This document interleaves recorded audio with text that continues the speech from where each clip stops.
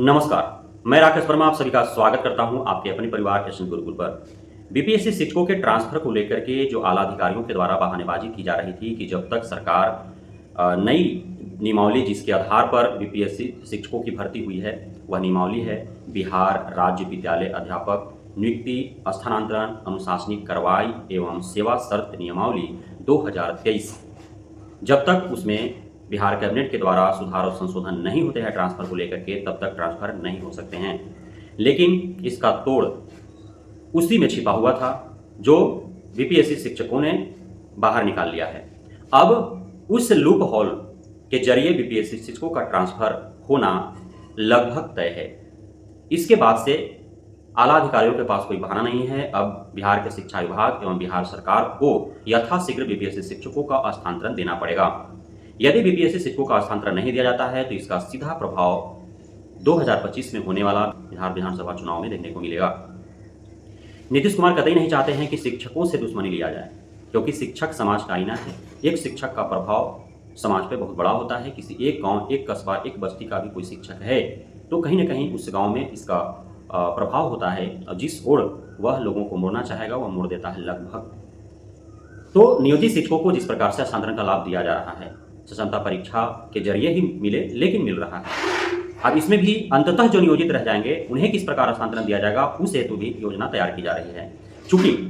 अंततः नियोजित रहने वालों में अत्यधिक संख्या उनकी ही होगी जिन्हें अपना गांव का विद्यालय मिला है, अपने पंचायत का विद्यालय मिला है, अपने आस पड़ोस का विद्यालय मिला है और उनकी नियुक्ति जब से हुई है तब से अब तक वे यूं ही जमे हुए हैं और वे इस कदर जमे हुए हैं कि अब वहां से हिलना नहीं चाहते। तो उनकी नियुक्ति आवश्यक है, इसलिए कि काफ़ी जगहों से इस प्रकार की शिकायतें मिलते रही हैं कि जो लोकल टीचर हैं वे दूर दराज के टीचरों का शोषण करते हैं। खुद वे पढ़ाते नहीं हैं, गप्पे लड़ाते रहते हैं और गांव के लोग भी तोहमों में पड़े होते हैं और गांव के होने की वजह से वे कुछ उन्हें बोल नहीं पाते हैं। लेकिन दूसरे जगह से जो दूर दराज से आए हुए शिक्षक शिक्षिकाएं हैं उन पर ग्रामीण हावी होते हैं और जरा सा भी भूल शिक्षकों का होता है तो उन पर जो है ग्रामीण टूट पड़ते हैं, अधिकारी पदाधिकारी तक शिकायत पहुंचा देते हैं और उन पर कार्रवाई हो जाता है। इस प्रकार की शिकायतें काफ़ी जगहों से मिला है। इसलिए वैसे शिक्षक शिक्षिकाएं जो अंततः नियोजित रह जाएंगे इस वजह से कि उनका गांव का विद्यालय है, पंचायत का विद्यालय है, आस पड़ोस का विद्यालय है, उनका स्थानांतरण हर हाल में जबरन कराया जाना आवश्यक है। अब है कि बीपीएससी शिक्षकों का स्थानांतरण होगा कैसे, कौन सा ऐसा लूप होल बीपीएससी शिक्षकों को मिला है जिसे लेकर के वे बवाल मचाए हुए हैं और लगातार अधिकारी पदाधिकारी एवं सरकार पर दबाव बना रहे हैं कि बिना नियमावली में सुधार और संशोधन किए भी उनका स्थानांतरण हो सकता है, जिसका जिक्र नियमावली में भी है और उसी नियमावली के उस नियम के आधार पर उनको जो नियुक्ति पत्र दिया गया है उसमें भी अंतिम 7वां पॉइंट अंकित किया गया है। नियमावली का नियम 13(3) उसमें साफ साफ यह दर्शाया हुआ है और उसी के आधार पर आपका नियुक्ति पत्र में भी यह साफ साफ दर्शाया हुआ है कि आपका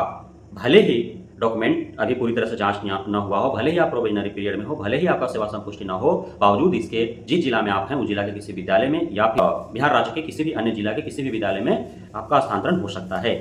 तो अब इस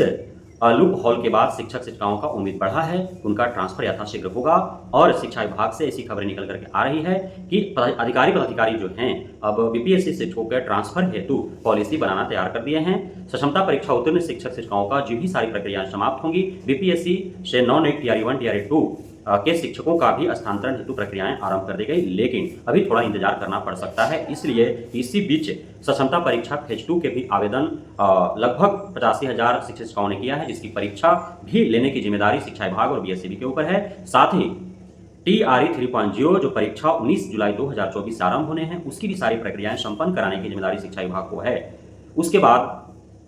टीआरई 4.0 को लेकर के भी कवायद शुरू कर दी जाएगी, लेकिन इसी बीच सबसे अत्यधिक आवश्यकता जो है वह है टीआरई 1 टीआरई 2 के शिक्षक शिक्षिकाओं के स्थानांतरण को लेकर के। लेकिन अब इसमें है कि 38 जिला है, 3800 जिला के शिक्षक शिक्षिकाएं इधर से उधर हुए हैं, तितर बितर हुए हैं। तो यदि इन्हें ऐच्छिक स्थानांतरण और परस्पर स्थानांतरण का लाभ यदि टीआरई 1 टीआरई 2 के शिक्षकों को मिल जाता है तो शिक्षा विभाग को भी सहूलियत होगा और बीपीएससी शिक्षकों को भी सहूलियत होगा। लेकिन इस हेतु शिक्षा विभाग को ही एक प्लेटफॉर्म देना होगा शिक्षक शिक्षिकाओं को, ताकि वे रिक्वेस्ट भेज सकें उस के माध्यम से, चाहे ई शिक्षा कोर्स ऐप के माध्यम से या फिर अन्य कोई पोर्टल के माध्यम से, वेबसाइट के माध्यम से एक मंच देना होगा, एक डेस्क देना होगा, ताकि म्यूचुअल ट्रांसफर या परस्पर स्थानांतरण के लिए जो है वो उस हेतु रिक्वेस्ट भेज सके, एक दूसरे को समन्वय बना सके एक दूसरे से, क्योंकि कौन कहाँ के शिक्षक है सभी का एक दूसरे से संपर्क कर पाना जो है मुश्किल है। हालांकि जब यह अवसर दिए जाएंगे तो बीपीएससी शिक्षक शिक्षिकाएं इसका तोड़ निकाल लेंगे और वे अवश्य ही जो है परस्पर स्थानांतरण को लेकर के जो है वे एक दूसरे से अपना समन्वय बैठा पाने में कामयाब हो जाएंगे। इसलिए हम शिक्षा विभाग में मांग करते हैं कि बीपीएससी टीआरई 1 टीआरई 2 के शिक्षक शिक्षिकाओं का यथाशीघ्र स्थानांतरण दिया जाए एवं उन्हें ऐच्छिक स्थानांतरण परस्पर स्थानांतरण का लाभ मिले। साथ ही